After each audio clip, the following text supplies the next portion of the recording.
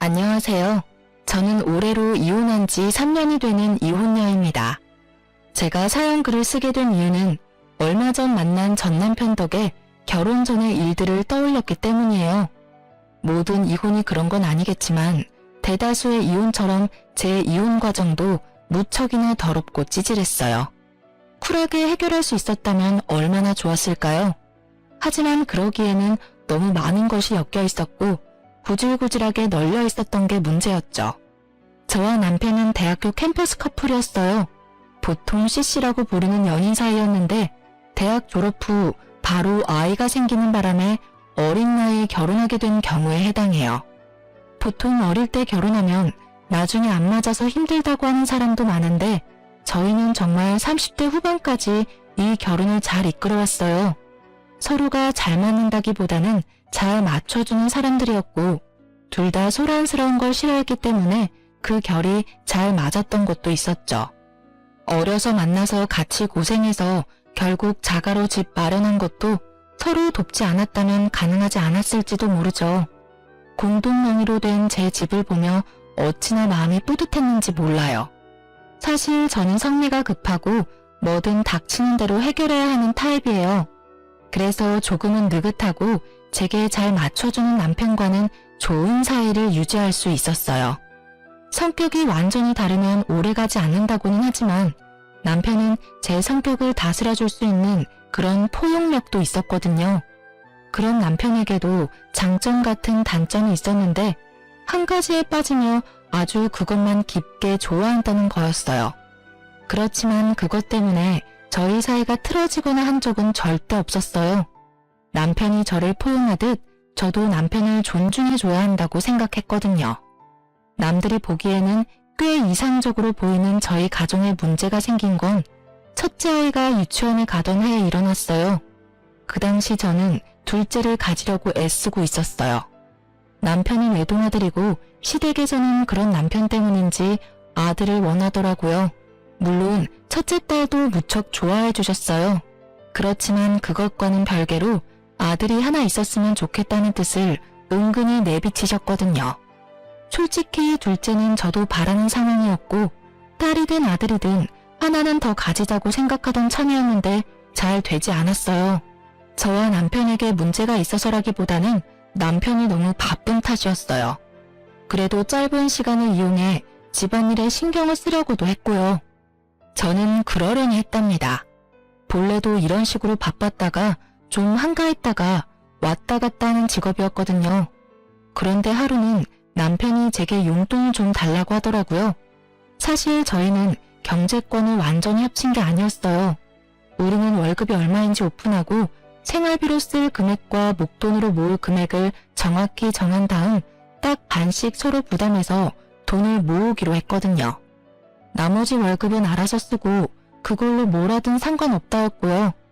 생활비는 둘이 합쳐 150만원, 목돈 모으는 것도 둘이 합쳐 150만원, 월급에서 150만원을 가게에 제출하고 나머지는 알아서 쓰도록 한 거였어요. 그리고 1년마다 생활비가 더 붙을 것 같으면 좀 더 늘리고요. 이런 식으로 가계부를 키워왔거든요. 그런 상황에서 남편의 용돈 요구는 당황스러운 일이었어요. 저보다 돈을 많이 버는데 그 돈이 다 어디로 갔을까요? 그래도 가끔 그럴 수 있을 거라 생각하며 남편에게 용돈을 줬어요. 그렇게 그달은 넘어가나 싶었는데 그 다음 달에는 생활비마저도 넣어주지 않더군요. 이상하다고 생각했어요. 혹시 뭔가 또 하나에 빠져서 돈을 많이 쓰고 있나 싶었는데 이렇다 할 바뀐 점이 없어서 잘 모르겠더라고요. 그래서 남편 몰래 남편의 카드 내역을 한번 확인해 봤거든요. 그런데 보통 음식점, 편의점, 마트, 인터넷 쇼핑몰이 전부인 카드 내역에 보험금으로 빠져나가는 항목이 엄청 많더라고요. 금액대도 높아서 순간 당황했죠. 남편은 결혼 전에 보험을 2개 가지고 있었어요. 자동차 관련 보험 제외하고요. 하나는 실손이고 하나는 질병진단비 나오는 보험이었는데 갑자기 듣도 보도 못한 보험이 비슷한 시기에 여러 개 가입이 되어 있더라고요. 보험을 들면 보험 서류가 있을 테니 혹시나 싶어 안방에 보험 관련 서류 넣어두는 파일을 꺼내서 살폈어요. 역시나 최근에 작성한 보험 서류들이 몇 개나 되더군요. 거기서 발견한 게 이 보험을 설계해준 설계사의 명함이었어요. 그리고 거기 적힌 번호가 무척 눈에 익더군요. 남편의 핸드폰으로 가끔 전화 오는 번호였는데 남편은 일로 만나는 사이라고 했었거든요. 그런데 보험 설계사와 보험 청구할 일도 없는데 그렇게 자주 연락할 일이 없잖아요. 그때 살짝 그런 생각이 들었어요. 남편이 이 여자한테 호구 잡힌 건 아닌가 하는 생각이요. 게다가 전화 받을 때마다 저 듣지 못하도록 옷방에서 받고 오고, 솔직히 여태껏 남편이 한눈을 판 적이 전혀 없었고 그런 기미도 없었기 때문에 저도 마음을 놓았던 건지도 모르죠. 증거도 없고 아무것도 없는 데다가 남편 카드 내역에도 모텔 같은 내역은 없었기에 저는 미리 그런 불미스러운 일이 일어나지 않도록 미리 남편에게 이야기하기로 했어요. 싹은 애초에 잘라버리는 게 좋으니까요. 저는 그날 남편을 기다렸어요. 탁자 위에는 남편 보험 가입 서류들과 보험 설계사의 명함을 탁 올려놓고요. 그날따라 일찍 돌아온 남편은 절 보더니 깜짝 놀라더라고요. 뭐해? 여기서? 당신 기다렸어. 나 좀 볼까? 많이 바쁜 일이야. 나 좀 씻고 밥도 좀 먹고 나서 들으면 안 될까? 안 돼. 이거 듣고 씻고 밥 먹어. 저는 남편을 맞은편에 앉도록 했어요. 저는 서 있었죠. 남편을 아래로 내려다보면서 고압적인 자세가 남편을 위축하게 만들었는지 아니면 이 공기가 평소와 다르다고 느꼈는지 저를 힐끔힐끔 쳐다보더니 탁자 위에 놓인 서류 더미로 눈을 옮기고는 화들짝 놀라 다시 날 쳐다보더라고요. 거기서 약간의 확신을 더 얻었죠. 내가 결혼하기 전에 절대 용서 못하는 거 이야기해줬는데 혹시 기억나? 아니, 기억 안 나는데. 나는 바람 피는 남자는 절대로 용서를 못해. 단 한 번이라도 들키면 나는 모든 관계 정리하고 남보다 더 못한 사이로 지낼 거라고 그때 이야기했어. 남편이 제 말에 대한 답을 못 찾더라고요. 그러더니 겨우 한마디 했어요. 근데 그게 지금 여기서 왜 나와? 나 바람 피운 거 없는데? 그래, 당신이 바람 피웠으면 나는 여기 있지 않았을 거야. 당신이 아직 바람을 피운 것 같지는 않으니까 여기 있는 거지. 이 보험 왜 들었는지 말해볼래? 오, 다 필요해서 가입한 거야. 일하던 사람들이 이런 거 저런 거 알려준 게 많아서 정리하고 추가하다 보니까 좀 많아졌고. 나는 당신이 보험을 몇 개를 들던 얼마를 들던 솔직히 상관없어. 그런 부분 터치하지 말자고 경제권을 완전히 합친 게 아니니까. 그런데 생활비까지 못 낼 정도면 좀 심각하지 않아? 그리고 나는 이 정도로 보험을 많이 드는 사람은 못 봤어. 한 달에 거의 100만 원 가까이 나가는 것 같은데 당연히 몇 개는 해지해야 하는 거 아닐까? 가입한 지 얼마 안 돼서 가입 기간을 좀 유지해줘야 하는데. 보험 설계사랑 엄청 자주 연락하더라. 연락처 저장 안 하면 내가 모를 줄 알았어? 전화번호 뒷자리 이미 외워뒀는데 명함에 있는 전화랑 똑같더라고. 가입이 다 끝났는데 왜 연락을 유지해? 둘이 무슨 사이야? 혹시 썸 타니? 그런 거 아니야. 그냥 궁금한 게 있어서 연락하는 거지. 자기가 생각하는 그런 거 절대로 아니야. 아니라서 다행이네. 내가 여기서 확실하게 경고하겠는데 혹시라도 당신 바람 피우려면 나랑 이혼을 각오하고 펴. 다른 여자 만날 거면 재산 반 떼어주고 애 뺏기고 온 집안에 망신당할 각오로 하라는 말이야. 알아들었어? 알아들었어. 근데 진짜로 나 그런 거 아니라니까. 왜 어림짐작으로 사람을 이렇게 몰아붙여. 아니라면 됐잖아. 그리고 그 여자랑 별 사이 아니면 당장 필요 없는 보험 해지해. 그거 끌어안고 가면서 집에 돈 축나는 꼴 나는 못 봐. 만약에 그거 해지 안 하면 당신이 바람핀다고 생각하고 그 여자 찾아갈 거야. 제가 그 여자를 찾아가겠다고 말하니 남편이 저를 쳐다보며 알겠다고 나지막이 대답하더라고요. 확인했어. 다음 달 카드 통장 내역 내가 확인할 거고 카드사에 직접 전화해서 물어볼 거야. 만약에 저 보험들 다 갖고 있으면 어떻게 되는지 알고는 있지? 아, 그러지 말고 차라리 내가 본인 앞에서 그 여자한테 전화하던지 보험사 직접 전화해서 해지해. 그럼 깔끔하겠네.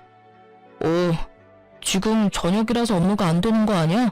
내가 내일 알아서 정리할게. 아니야, 내가 있어야 정확하잖아. 그러면 내일 내가 점심시간에 당신 회사 앞으로 갈게. 밥 먹으러 나와. 밥 먹는 김에 처리하면 되지. 그럼 되겠지? 남편은 제 말에 반박도 하지 못하고 고개만 끄덕였어요. 그리고 그 다음날 점심시간에 저는 남편 회사로 찾아갔어요.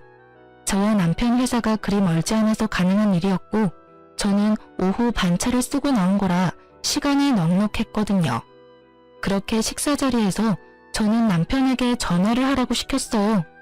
누가 봐도 하기 싫은 거 억지로 하는 얼굴로 남편이 보험회사에 전화해서 가입한 거 다 해지한다고 하더군요. 그리고 몇 개 해지를 하고 나서야 저는 방긋 웃어줬어요. 체할까봐 말 안 했는데 이제 밥 먹으라며 남편에게 식사를 권했어요. 그런데 식사가 끝나갈 무렵에 남편에게 전화가 오더라고요. 남편이 황급히 전화를 끄는 걸 보니 그 여자인 것 같더라고요.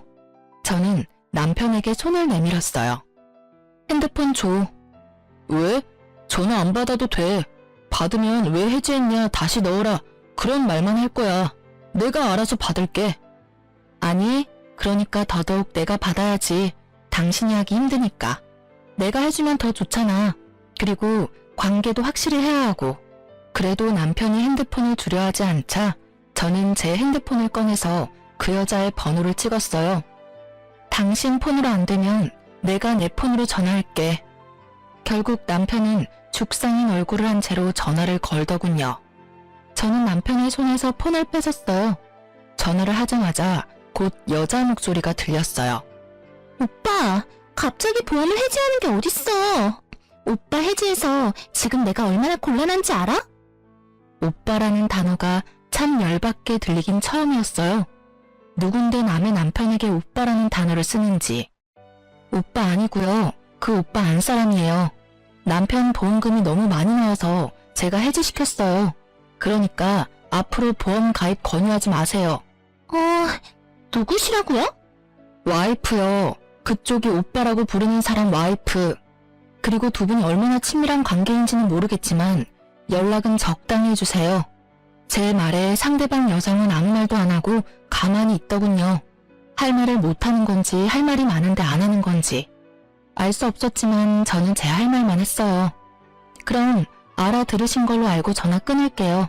아, 그리고 남편 보험 계속 정기적으로 확인할 거니까 보험 가입 권유 절대 하지 마세요. 한 번 더 확인 사살한 저는 전화를 끊었어요. 남편 얼굴은 안절부절 똥 마려운 개처럼 보였어요. 둘이 짧은 시간 동안 오빠 동생 하는 사이 됐네?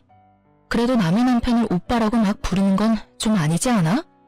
처음부터 알던 사이면 몰라도 다른 여자한테 가볍게 오빠라고 부르라고 하지 마. 어디 가서 오해 사기 십상이니까. 그렇게 남편에게 확인시켜두고 저는 집에 돌아왔어요. 돌아오는 길에 확신이 들었어요. 그 여자가 제 전화에 침묵한 이유부터 시작해서 남편의 그 똥마려운 표정까지. 분명히 둘 사이에 어떤 감정적인 교류가 있기는 한 것 같았어요. 그러지 않고서야 아무런 사이도 아닌데 저의 불쾌한 전화를 그렇게 조용히 넘어가진 않았겠죠. 그런데 아예 말을 안 하는 걸 보니 자기가 말을 잘못 꺼냈다가 뭔가 뽀록 내면 안 될 것 같아서 그런 선택을 한 것 같더라고요. 제가 봤을 때는 그 여자와 썸을 타고 있었거나 아주 극 초반이었겠죠. 솔직히 화가 너무너무 났지만 그래도 이 정도 선에서 제가 알아채고 끊을 수 있어서 다행이라고 생각했어요. 그렇지만 내심 찝찝한 마음은 가라앉지를 않더라고요. 점점 더 남편을 의심하게 되고 일거수일투족을 감시하게 됐어요. 그렇게 정기적으로 남편의 카드 내역을 검사했고 남편은 그럴 때마다 죄인이 된 것처럼 제게 카드 내역을 보여주고 검사받았어요. 그렇게 몇 달이 지나고 그 보험 사건이 잠잠해질 때쯤 저는 습관처럼 남편의 카드 내역을 확인하고 있었어요. 앱에 매번 들어가 확인하기 귀찮아서 메시지를 확인하는데 별거 없더라고요.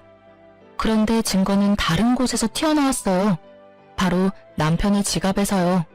남편은 영수증을 지갑 안에 잘 정리하는 습관이 있는데 그날 제가 현금을 빼지 않아서 현금을 써야 할 일이 생겼거든요. 그래서 남편에게 이야기하고 남편 지갑에서 돈을 꺼내는데 잘못해서 영수증이 우르르 떨어져 버렸거든요. 결국 영수증을 정리하는데 하나 몇십만 원이 넘는 걸 산 내역이 있었어요. 그런데 메시지를 확인했을 때는 그 내역이 없었거든요. 분명히 남편이 메시지를 지운 거였다는 확신이 들었어요. 저는 그 영수증만 몰래 챙겨서 주머니에 넣었어요. 남편에게는 아무 말 없이 지갑도 돌려놨죠. 남편도 제가 지갑은 검사 안 하니까 거기다가 아무 생각 없이 끼워 넣은 것 같더라고요. 결국 저는 그 영수증으로 남편이 무엇을 샀는지 추적하기 시작했어요. 우선 가게가 어디인지 알아보기 위해 영수증에 적힌 곳을 인터넷으로 찾아봤어요. 주얼리 샵이더군요. 그리고 전화를 해서 남편이 산 물건이 뭐였는지 확인을 부탁했죠. 제가 산 물건과 겹치면 안 된다고요. 그랬더니 알려주더라고요. 고가의 팔찌였어요. 저는 최대한 이성을 유지하기로 했어요. 조만간 저의 결혼기념일이 있으니 그때 저에게 줄 선물일지도 모르잖아요. 그렇게 일주일을 참아 결혼기념일이 되었는데 남편이 제게 선물을 주더라고요. 몇만 원짜리 티셔츠였어요. 그것도 남편과 커플티. 딱 봐도 남편 취향의 옷이었죠. 자기가 갖고 싶었던 옷을 사는 김에 제 것까지 산 것 같다는 느낌이 팍 들었죠. 저는 남편이 바람을 핀다는 걸 확신하고 남편과 상간녀의 증거 사진을 확보하기로 했어요. 생각보다 어렵지는 않았어요. 주말에 일을 간다고 해놓고 나와서는 남편 뒤를 따라다니며 사진을 찍었거든요. 그리고 남편과 모텔에 들어가는 여자의 사진을 건졌어요. 여자는 투피스 정장에 화장도 헤어도 완벽하게 해서 누가 봐도 전문직 여성처럼 보이더군요. 그 여자가 누구인지는 몰랐지만 저는 분노로 몸이 바들바들 떨리는 걸 느꼈죠. 그때 그렇게 주의 주고 바람 피우면 끝이라고 이야기까지 했는데 아예 제 말은 무시하고 또 여자랑 바람을 피고 있었으니 남편에게 모든 걸 터뜨리기 위해 좀 더 증거를 모으려던 그때 친정엄마에게 전화가 왔더라고요.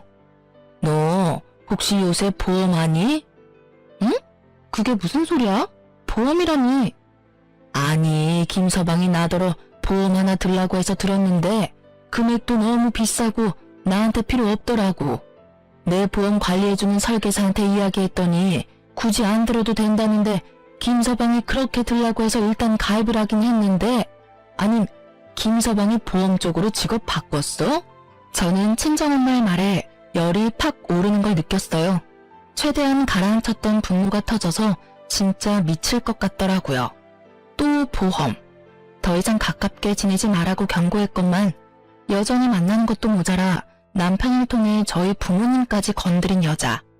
제 눈이 돌아버리는 것도 당연했던 건지도 모르죠. 우리 남편이 엄마한테 보험을 들라고 했다고?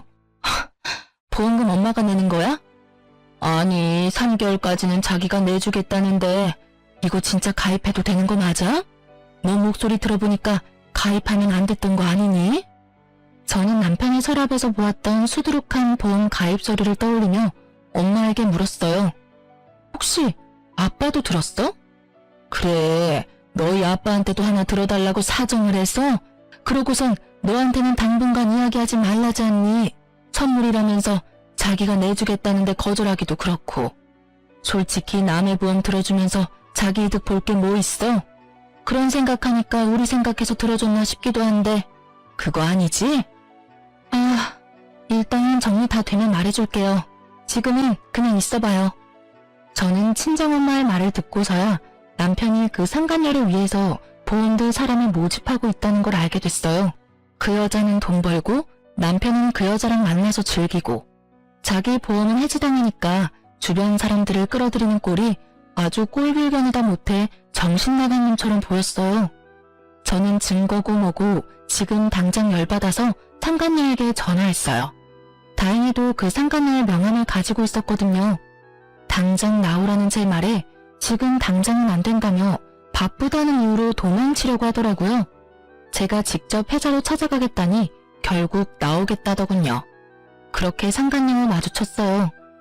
무슨 일로 보자고 하셨는지는 모르겠지만 저는 이제 그쪽 남편하고 관련 없어요. 관련이 없어요? 저는 당신이 우리 남편 만나고 있다고 확신하는데. 아니라니까요. 왜 제가 고객을 만나요. 제가 보는 고객이 얼마나 많은데. 그분은 그 중에 한 분이세요. 제발 저한테 그런 억측으로 몰아붙이지 마세요. 그래요? 그럼 얼마 전에 60대 노부부 보험 들어준 거 있죠? 우리 남편 통해서. 그거 해지 좀 해주실 수 있나요? 저희 부모님은 그거 필요 없거든요. 보험 해지는 제가 임의대로 못하죠. 그건 당사자가 하는 거예요. 그리고 그건 따님이라도 강제하실 수 없어요. 필요하니까 들었겠죠. 여하튼 저는 이렇게 개인적으로 만나서 당신하고 할 이야기 같은 거 없는 사람이에요. 앞으로는 이렇게 부르지 마세요. 상간녀는 제가 아무런 증거를 가지고 있지 않다고 생각했나 봐요. 그런데 어쩌나요? 저는 상간녀의 손목에 걸린 남편의 선물이 눈에 들어왔거든요. 팔찌가 참 예쁘네요. 얼마 전에 제 남편이 산 거랑 똑같은 모델이에요. 신기하네요. 그걸 샀다는 영수증은 있는데 저한테 주지는 않더라고요. 아무래도 다른 데 간 모양인데 어디로 갔는지 확실하게 알겠네요. 제가 그 말을 하자 상간녀가 일어나다가 멈칫하더라고요. 그런 불순한 사이가 아니라는 말 잘 들었네요. 그런데 아시죠? 거짓말 하시면 앞으로 있을 소송에 크게 불이익을 받으실 수 있어요. 제 말에 상간녀 얼굴이 흔들리는가 싶더니 더 당당한 표정으로 말하더라고요. 그런 거 아니라니까 참 이상하시네. 그리고 이 팔찌도 흔한 거예요. 제 남편이 사준 거고요. 그 팔찌는 남편분한테 여쭤보는 게 더 빠르지 않을까요? 그렇게 말하고는 빠르게 카페를 빠져나가더라고요. 제가 손에 뭘 쥐고 있는지도 모르고.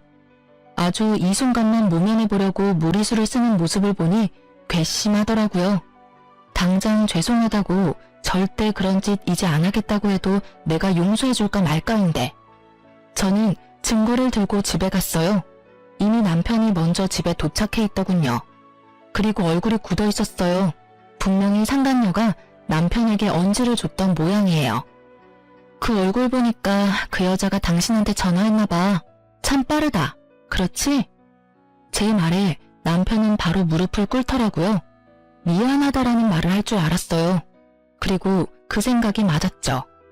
그런데 그 뒷말은 제 생각과는 무척이나 달랐어요. 미안해 여보. 하지만 내가 그 여자를 너무 사랑해. 당신이 나랑 이혼해주면 안 될까? 내가 다 정리하고 다 자기 원하는 대로 해줄게. 그러니까 그 여자랑 나랑 이루어지게만 해줘.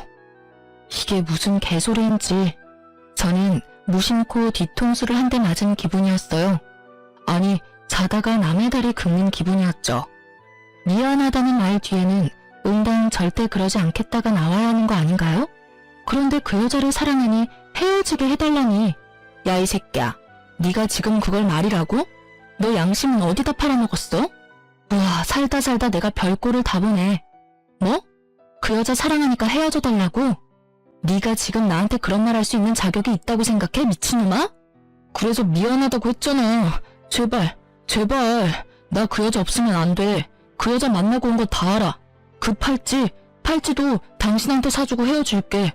뭐든 당신이 해달라고 하는 대로 다 해줄 테니까 이혼해줘, 제발. 남편의 그 단점이 하나에 빠지면 아주 끝을 보는 그 성격이 여기서 빛을 발할 줄이야. 저는 정말 몰랐어요. 살면서 남편의 여자가 저 하나뿐일 거라고 생각한 건 아니에요. 하지만 법적으로 결혼을 했으면 당연히 서로에게 충실해야 하는 법이잖아요. 감정을 억눌러서라도 상대방을 위해야 한다고 생각했는데 남편은 그게 아니었던 거예요. 저를 설득해서라도 그 여자한테 가고 싶은 거였죠. 저는 하고 싶은 말이 많았지만 참았어요. 그 여자가 유부녀고 애가 있다는 사실도 말하지 않았어요. 이혼하고 싶다고? 제발? 진짜 이제는 정말 지친다. 네가 나한테 사과와 용서를 빌 걸 예상했지. 이런 걸 예상한 건 아닌데. 그래, 이혼해주면 넌 어떻게 할 건데? 그 여자랑 결혼할 거야? 난 그럴 마음이 들었기 때문에 당신한테 이혼해달라고 한 거야. 그러니까 당신이 나를 양보해주면 안 될까? 그리고 당신도 다른 남자 만나봐야지. 우리 대학 때 사귀어서 여태껏 다른 사람 만나본 적 없잖아. 지금 내 마음을 뛰게 만드는 사람이 나타났는데. 그만하라고.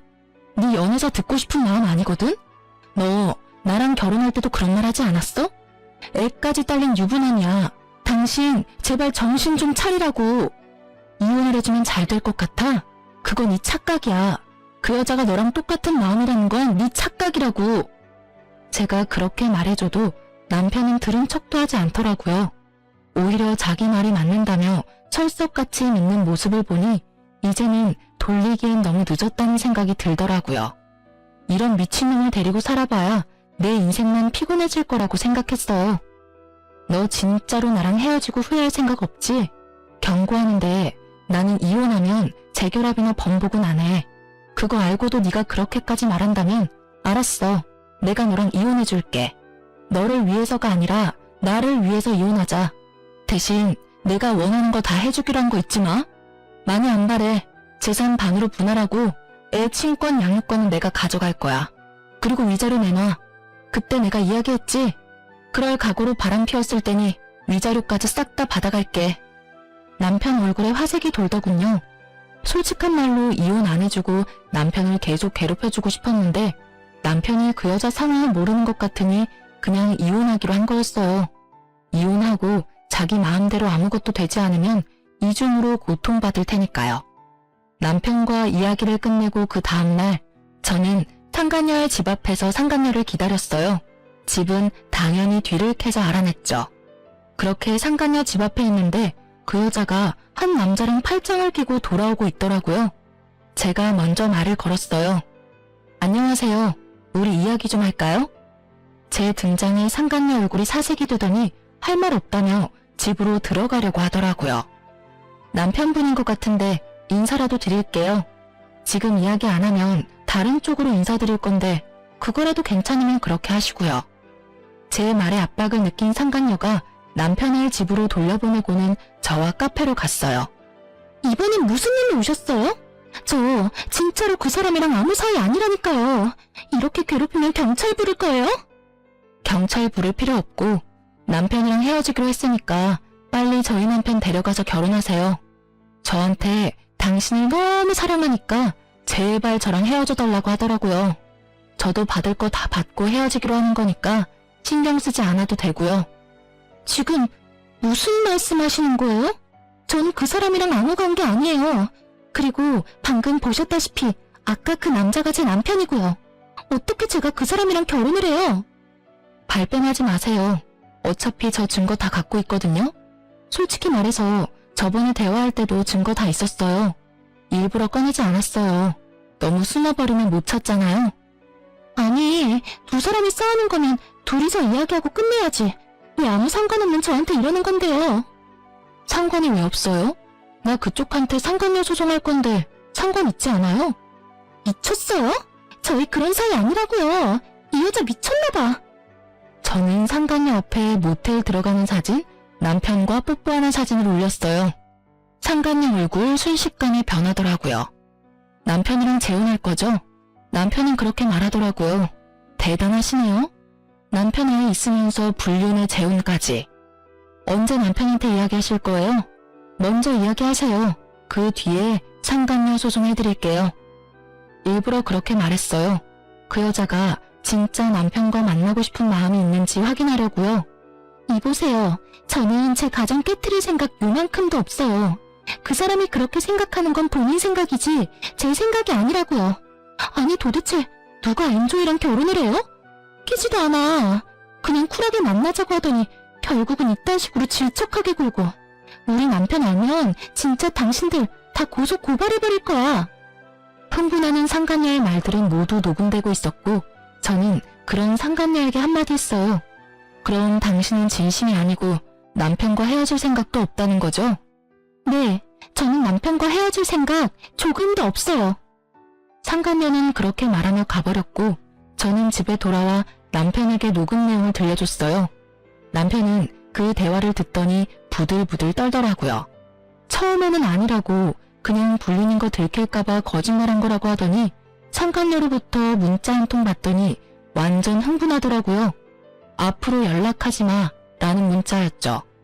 남편 열받아서 상간녀에게 전화했지만 결국 전화는 이어지지 않았고 남편은 분이 못 참겠는지 뛰쳐나가더라고요. 두 사람이 어떤 대화를 나눴는지는 모르겠지만 저는 제 일을 해야 했죠. 저는 남편을 향한 이혼 서류를 작성하고 변호사를 만나고 왔어요. 집에 돌아오니 남편이 저를 기다리고 있더군요. 자, 이거 받아. 오늘 내로 작성해줘. 저는 이혼 서류를 건넸어요. 남편이 그 자리에서 무릎을 꿇더라고요. 여보, 미안해. 나 버리지 마. 그 여자가 남편이랑 애가 있는 사람이라는 것도 처음 알았어. 나는 우리만 헤어지면 그 여자랑 결혼할 수 있을 줄 알았어. 나는 진짜로 그 여자가 그렇게 생각하는 줄 몰랐어. 우리 이렇게 가벼운 사이 아니잖아. 내가 잠깐 정신 나갔었나 봐. 그런 말 한 거 다 내 진심은 아니야. 미안한데 버리는 건 내가 아니라 너지. 나는 상처받고 버림받기까지 하고 너한테 이혼해달라는 요청까지 받은 여자야. 불쌍해도 내가 당신 몇 배는 불쌍하지 않아? 왜? 그 여자가 안 받아준다니까 나랑 헤어지기 싫어? 근데 어쩌지? 나는 당신 보험이 되기는 싫은데. 남자가 한 입으로 두 말하는 거 아니라고 했어. 그냥 헤어지자. 네가 꺼낸 말이니까 마지막까지 네가 책임져. 완고한 제 말에 남편이 흔들리더라고요. 그치만 난 사기를 당한 거라고. 그 여자가 날 꼬시면서 자기는 결혼도 안 한 싱글이라고 했어. 나도 그걸 믿었고. 그래서 그 여자 일을 도와줬던 것 뿐이야. 나는 정말로 그 여자한테 당한 거야. 그래.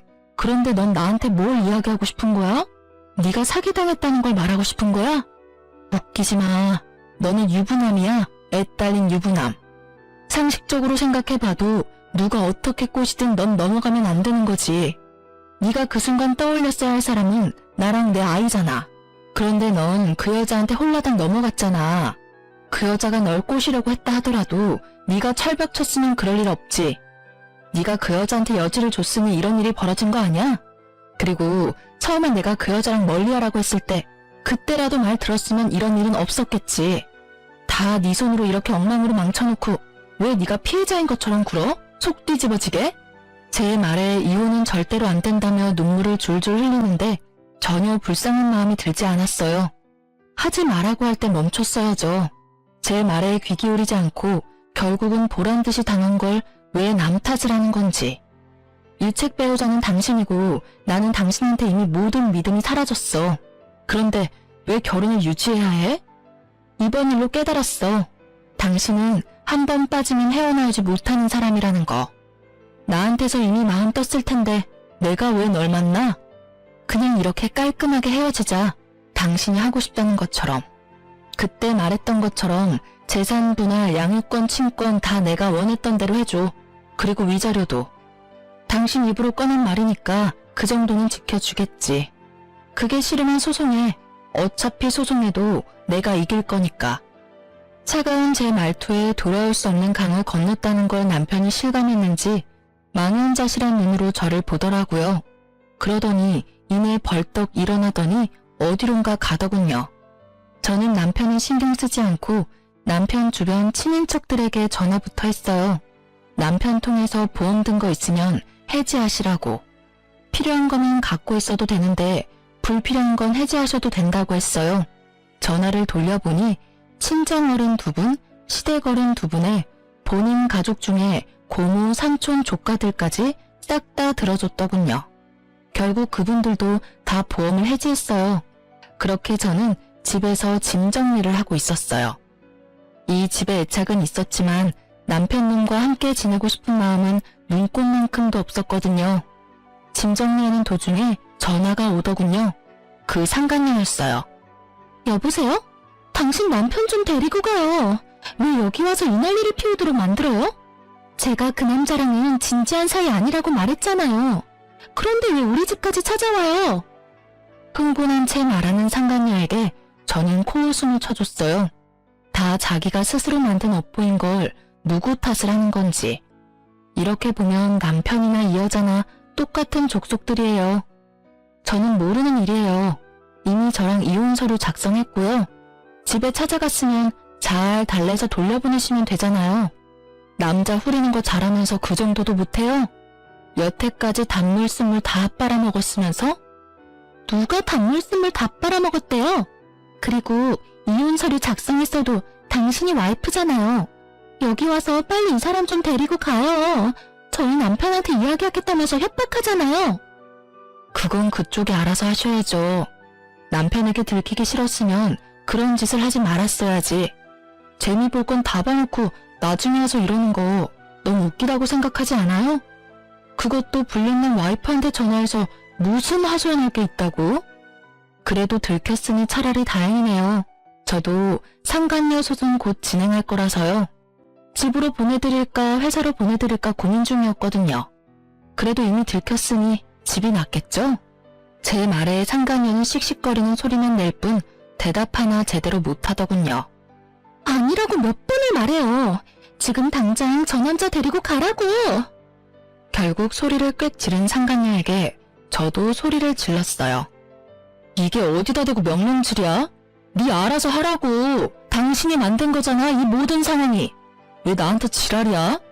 나한테 괜히 열내지 말고 열심히 네가 싼 똥이나 치워, 이 상간녀나. 앞으로 이런 시답잖은 일로 절 귀찮게 굴면 나까지 거기 가서 깽판 치는 수가 있으니 2번 다시 연락하지 마. 알겠어? 남편은 저에게 거절당하고 화가 나서 상간녀 집을 찾아간 모양이더라고요. 결국 상간녀 남편이 알게 된 건지 핸드폰 너머로 남자의 목소리가 들리는데 아주 난장판이더라고요. 욕설이 난무하고 여자는 아니라며 사정사정하고 남편은 보란듯이 증거사진 보라며 난리고 그 혼란스러운 상황이 너무도 귀에 쏙쏙 들어오더라고요. 이왕이면 직접 눈으로 보고 싶었는데 딱 제가 바랐던 그림이었거든요. 남의 가정 파탄내놓고 자기 가정 지킬 수 있을 거라 생각했다면 그거야말로 오산이죠. 그렇게 저와 남편은 무사히 이혼했답니다. 남편은 저와 이혼하면서 그렇게 울었어요. 왜 우는지 모르겠더라고요. 지가 이혼하자 해놓고 피해자인 척 다하는 그 모습이 아주 불쾌하게 느껴질 정도였죠. 그렇게 저는 받은 돈으로 아이와 살 집을 구하고 이래저래 바쁘게 살았어요. 남편 생각은 전혀 나지 않을 정도로요. 둘이 잘 살기라도 했으면 열받아서 더 생각났겠지만 아예 파투난 걸 봐버리니 그냥 보고 싶지 않은 생각만 들었죠. 그러다 얼마 전 우연찮게 전 남편을 만났어요. 별거 아닌 일이었고 아이와 관련된 일 때문이라 만났어요. 못 보던 사이에 몸집이 2배가 됐더라고요. 살이 엄청 쪄있길래 이유를 물으니 스트레스로 인한 폭식 때문에 살이 좀 쪘다고 하더라고요. 그래서 요즘은 어떻게 지내? 새로운 사람은 만나고 다녀? 새로운 사람? 이 꼴로? 나 그 여자한테 당한 이후로 여자는 안 믿어. 특히나 직업적인 걸 핑계로 다가오는 사람은 다 못 믿어. 그 여자랑 결혼했을 줄 알았는데 결국은 당신도 혼자 됐네. 그 여자는 이혼당했다는 이야기 들었어. 뭐 서로 이혼한 처지끼리 만날 수도 있잖아. 잘해봐. 죽고 못 사는 사이였는데. 그 여자가 나한테 한 짓을 생각하면 진짜 신고해도 모자랄 정도지만 나도 내가 나쁜 짓을 했다는 걸 알고 있으니까 참는 거야. 그 여자 얼마 전에 나한테 찾아와서 뭐라고 했는지 알아? 내가 자기 인생 엉망으로 만들었으니까 책임지라면서 왔더라. 보험 해지되어서 급여 환수 당한 것도 모자라서 이혼까지 당해서 완전 빈털털이 됐더라고. 남편한테 위자료 지급해야 하는 것도 있고 너한테 위자료 지급해야 하는 것까진 있는데 결국 돈은 못 버니 나한테 온 거지. 진짜 끝까지 파렴치하고 정신 나간 여자야. 어떻게 나한테 올 수가 있어? 나한테 어떤 짓을 했는데. 그래도 너 엄청 빠졌었잖아. 이혼해달라고 나한테 부탁할 정도로. 내가 미쳤던 거지. 그 여자가 뭐가 좋다고 그런 짓을 했는지. 당신하고 이혼한 게 내 인생에 가장 미친 짓이었다고 지금도 생각해. 그 여자만 아니었으면 평범하게 행복하게 살았을 텐데. 나한테 와서 책임지라고 난리쳤을 때 진짜 한 대 안 때린 내가 대단하다 싶을 정도야. 너는 절대 안 받아준다고 그 위자료들 갚고 싶으면 혼자서 갚으라고 말하고 내쫓아버렸어. 그 뒤로도 전화 오고 찾아오고 하더니 내가 스토커로 신고하겠다고 하니까 결국 안 오더라고. 전 남편 이야기 듣고 있으니 사랑하던 사이가 돌아서면 남보다 못하다는 말이 딱 떠오르더라고요. 그렇게 좋아서 둘이 붙어먹고는 나란히 나락으로 떨어진 꼴을 보고 나니 그날 저녁밥이 어찌나 맛있던지. 게다가 남편 말로는 저랑 이혼하고 나서 친척분들한테 욕을 엄청 얻어먹었다고 해요. 멀쩡한 조강지쳐 놔두고 바람 피워놓고는 결국 보험 사기꾼한테 휘둘렸다고요. 전 남편은 한바탕 푸념을 털어놓고는 아이 한 번 안아주고 나갔어요. 바람 한 번 정도는 용서해줘도 되지 않았냐고 제게 이야기하는 사람도 있었어요. 다들 그렇게 참고 산다고요. 애 때문에 돈 때문에 상간녀랑 잘 사는 꼴 보기 싫어서 그렇게 헤어지지 않고 산다고 하는데 저는 제가 싫다는 사람과 함께 사는 게 그 무엇보다 싫었어요. 엄밀히 따지면 제가 싫다고 한 거 아니었어요. 그 여자가 좋다고 한 거였지. 그런 걸 보면 저는 제가 그 사람의 첫 번째 순위가 아니라는 게 너무 자존심 상하고 열받았던 것 같아요. 만약 이 인간이 다시 나에게 돌아온들 또 어디선가 운명 같은 여자를 만나 빠지게 될 줄 모르잖아요. 한 번 일어났던 일이 두 번 일어나지 말라는 법은 없으니까요. 살다 보면 무디게 되겠지만 받은 상처는 사라지지 않고 남게 되고 그 상처를 낸 원인을 보면 또 생각나고 되뇌이고 그렇게 살 자신이 저에게는 없었어요. 그냥 눈앞에서 보이지 않아야 제 상처가 나을 것 같았어요. 그리고 이렇게 이혼하고 나니 상처가 헤집어지지 않더라고요. 가끔 생각나면 따끔거릴 뿐이지. 이혼 후의 과정이 쉽지는 않았어요. 이혼하고 몇 년쯤 지나니 사람 만나보려는 연락도 점점 많아지고 있어요. 사람을 만나고 싶지만 다시 이런 일을 겪을까봐 무서워요. 그래서 좀처럼 용기를 내지 못하고 있는 것이기도 하죠. 그래도 제 곁에서 저를 지켜주는 사람들이 있어서 저는 오늘도 충실하게 하루를 살아가고 있어요. 전 남편과의 만남으로 떠올린 제 이혼 이야기 어떻게 재미있게 들으셨나 모르겠네요. 많은 분들이 즐거운 하루를 보낼 수 있기를 바래요. 감사합니다.